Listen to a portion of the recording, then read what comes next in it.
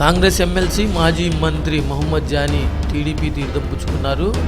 AP ముఖ్యమంత్రి చంద్రబాబు సమక్షంలో Mohammed Johnny టీడీపీలో చేరారు.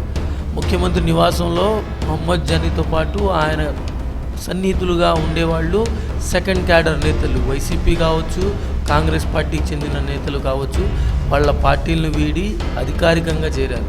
ముఖ్యమంత్రి సమక్షంలోనే కార్యకర్తలు కూడా తెలుగుదేశం పార్టీలో చేరినట్లు తెలుస్తుంది. దీనికి సంబంధించి మరిన్ని వివరాలు మా ప్రతినిధి కుమార్ అందిస్తారు. కుమార్,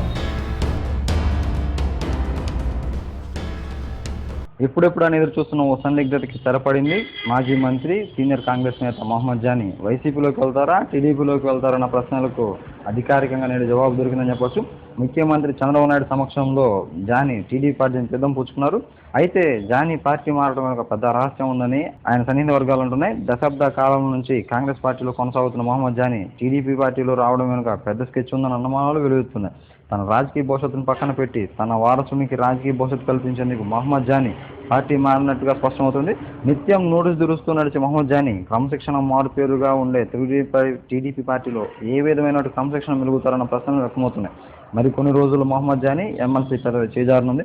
ఆ కోణంలో పదవిని కాపాడుకునేందుకు జానీ అధికార పార్టీలోకి వెళ్లారన్న సందేహాలు లేకపోలేదు. ఏదేమైనా మహమ్మద్ జానీ టీడీపీలో ఎలాంటి గౌరవం దక్కుతుంది, వారి రాకను ఎంతమంది స్వాగతించారు, మరి ఎంతమంది వ్యతిరేకించారన్న ప్రశ్నలకు మాత్రం మరో 2 రోజుల్లో సమాధానం రావచ్చని చెప్పవచ్చు.